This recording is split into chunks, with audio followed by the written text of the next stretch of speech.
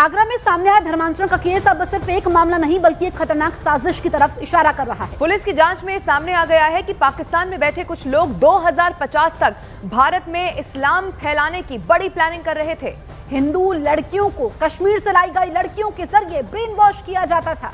जहां उन्हें इस्लाम अपनाने के लिए राजी किया जाता था, पाकिस्तान और कश्मीर से जुड़े लोग इन लड़कियों को सिग्नल जैसे प्रतिबंधित ऐप पर जोड़ते थे। इतना ही नहीं, लूडो जैसे गेम के जरिए भी हिंदू लड़के लड़कियों से दोस्ती कर धर्म परिवर्तन की बुनियाद रखी जाती थी। इसके अलावा डार्क वेब के जरिए बातचीत होती थी। वहीं अब्दुल रहमान नाम का व्यक्ति इस पूरे मिशन को क्राउड फंडिंग से सपोर्ट करता था। क्रिप्टो और डॉलर में पैसे का लेन देन होता था। गिरफ्तार लोगों में से 3 को डार्क वेब की गहरी जानकारी थी। तो जैसे जैसे जांच पड़ताल आगे बढ़ रही है वैसे वैसे बड़े खुलासे इस पूरे मामले में होते चले जा रहे हैं। अब बताया गया कि कैसे एक बड़ा खेल जो है वो रचा जा रहा था।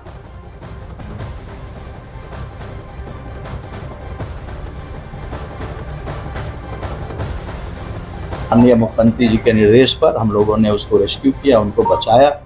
और इसमें सबसे आश्चर्य की बात थी ये थी कि जितनी भी ये बालिकाएं थी या जो बालक थे हैं इसमें, इनमें इनके घर वालों को किसी को नहीं जानकारी थी, इन लड़कियों को, कि मेरी बेटियां इसमें इन्वॉल्व हैं और धर्म परिवर्तन के लिए प्रेरित हैं या उनके घर में वो नमाज पढ़ रही हैं, कलमा पढ़। इन लोगों को इसका कोई आइडिया नहीं था, इनके किसी भी परिवार में। जैसा कि मैंने बताया कि हमारे माननीय मुख्यमंत्री जी की सर्वोच्च प्राथमिकता बालिकाओं की सुरक्षा है और उनके हितों के लिए उत्तर प्रदेश पुलिस पूरी तरह से दृढ़ संकल्प है।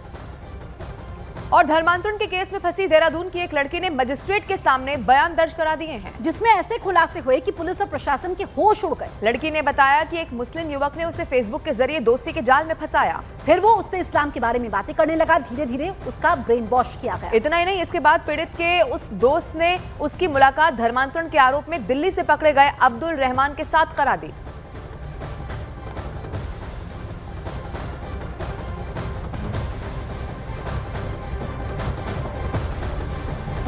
कंटैक्ट किया अबू तालिब ने फेसबुक पे। अपने दीन की बातें बता रहा था वो, तो मैंने जानकारी हासिल की इस्लाम की उससे। फिर उसने मुझे शादी के लिए फ़ोर्स किया, तो तब से हमारी बात होती थी 2019 से। फिर उसके बाद उसने धीरे धीरे अपनी फैमिली से भी कांटेक्ट कराया, अपनी सिस्टर सुमैया से और सफ़िया से। और फिर उसके बाद उसने मेरा आयशा से कांटेक्ट कराया, अब्दुल रहमान से कांटेक्ट कराया। और आयशा ने फिर मेरे घर की स्थिति जान के मुझे सेफ़ प्लेस और सारी चीज़ें का लालच दिया कि आपको और अच्छी जगह पे रहने का और सारी चीज़ें कर सकते हैं अरेंजमेंट, बस उसके लिए आपको इस्लाम एक्सेप्ट करना होगा और मतलब दूसरी तीसरी चौथी वाइफ बनना होगा किसी की।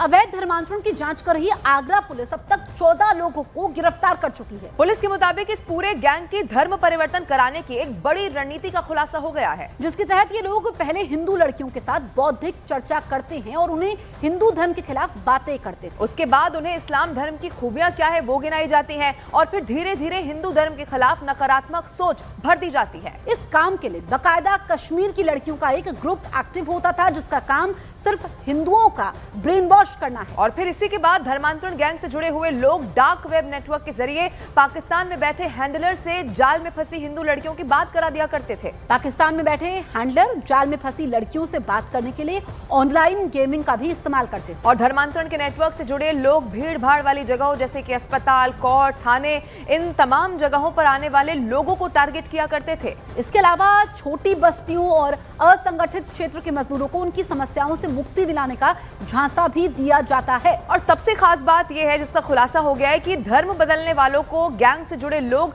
रिवर्ट या फिर रेवती कहा करते थे। और इसी तरह एक बड़ा ये जो धर्मांतरण का गैंग है वो चलाया जा रहा था। अब देखिए आगे बढ़ते हैं खबरों में। देश में लगातार सामने आ रहे धर्मांतरण के मामलों को लेकर समाजवादी पार्टी के सांसद रामजी लाल सुमन ने भी अब बड़ा बयान दे दिया है। उन्होंने धर्मांतरण के पीछे छुआछूत को जिम्मेदार बताया और कहा इस पर जो बयान दिया है उस पर बीजेपी ने पलटवार किया है। तो सनातन को मानने वाले लोग हैं, हिंदू धर्म के मानने वाले लोग हैं, उनको ये समझना चाहिए कि जब तक हिंदू धर्म में विषमता रहेगी, समता का भाव नहीं आएगा। मैंने ये भी कहा था कि स्वामी विवेकानंद, महात्मा गांधी दोनों ने कहा था कि अगर ये धर्म समानता का धर्म नहीं बन सकता तो धर्म नष्ट हो जाए। हिंदू धर्म के लोगों ने इस समाज में अगर छुआछूत का दौर जारी रखा तो धर्म परिवर्तन करने से कोई माई का लाल रोक नहीं सकता। समाजवादी पार्टी के सुप्रीमो अखिलेश यादव ने जानबूझ करके रामजी लाल सुमन जैसे नेताओं को इस काम पर लगा रखा है कि कैसे वो हिंदुओं के भीतर जातीय विभाजन की लकीरों को और गहरा कर सके, कैसे जानबूझ करके हिंदुओं में जाति पात की बातों को उभारने का प्रयास कर सके। हिम्मत नहीं होती है कभी इस्लाम के भीतर वो जातियों की चर्चा कर सके, क्योंकि इस्लाम में भी 2 जातियां हैं और वहां भी जाति के आधार पर भेदभाव है और वो धर्मांतरण को वाजिब करने की बात कर रहे हैं। धर्मांतरण सोची समझी साजिश के तहत हो रहा है। इस बीच अवैध धर्म परिवर्तन गैंग चलाने वाले आरोपी छांगुर के चॉकलेटी बॉय सदर बख्तर सिद्दीकी का एक सबसे बड़ा सबूत सामने आया है। न्यूज 18 इंडिया के हाथ उसके लव जिहाद मिशन का एक सर्टिफिकेट लग गया है, जिसमें वो आरव बनकर एक हिंदू लड़की से शादी उसने की थी। मेरठ पुलिस अब बदर अख्तर सिद्दीकी के खिलाफ एफआईआर दर्ज कर उसकी तलाश में जुटी हुई है।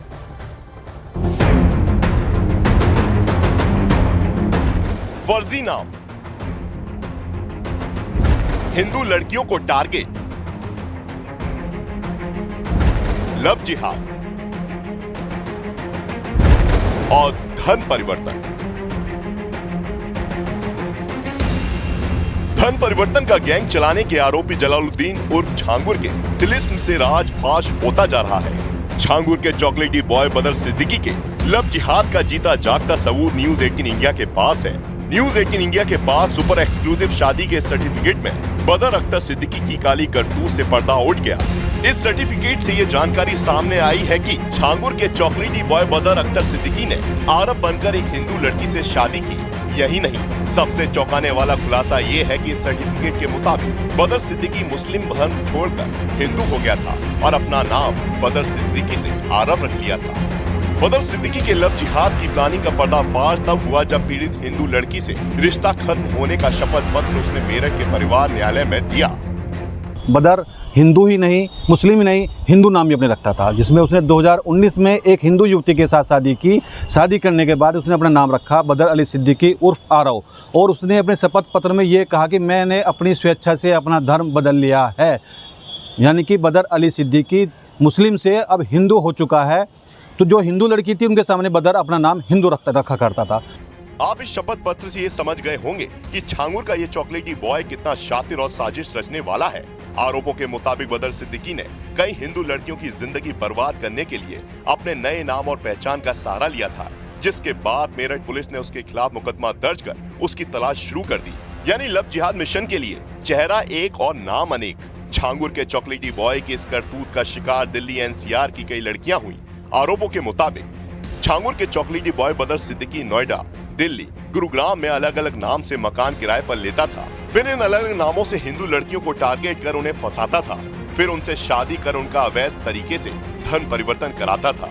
लव जिहाद के इस मिशन में बदर सिद्दीकी कभी आरब, कभी रोहन, विकास सिंह, रोहित, सैम, विकास चौधरी और कभी अर्नब शर्मा के नाम का इस्तेमाल करता था। ऐसे कई दर्जन नाम हैं जिसमें बदर ने अपने नाम बदले हैं। बदर के नाम सैम भी है, बदर का नाम रोहित भी है, बदर का नाम विशाल चौधरी भी है, विकास चौधरी भी है, आरव भी है, अर्नव भी है। ऐसी दर्जनों लड़कियां हैं जो दिल्ली एनसीआर के, जिनके पास बदर ने नए नए नाम रखकर नए नए डॉक्यूमेंट बनाकर जो है उनके साथ में छल किया, कपट किया, उनका लव जिहाद कराया, फिर धर्मांतरण कराया। हालांकि बहुत लड़कियां ऐसी हैं जो मिसिंग हैं, सुरक्षा एजेंसियां और पुलिस जांच कर रही है। लेकिन जो इस तरह से बदर का ये नया चेहरा सामने आया कि बदर अपने नए नए नाम रखकर भी लड़कियों को फंसाता था। यूपी के बलरामपुर में अवैध धन परिवर्तन कराने के आरोपी छांगुर उर्फ जलालुद्दीन की गिरफ्तारी के बाद बदर अख्तर सिद्दीकी चर्चा में आया था। आरोप है कि बदर सिद्दीकी छांगुर बाबा गिरोह के लिए हिंदू लड़कियों को अपने प्रेम जाल में फंसाकर उनका धर्मांतरण करा रहा था।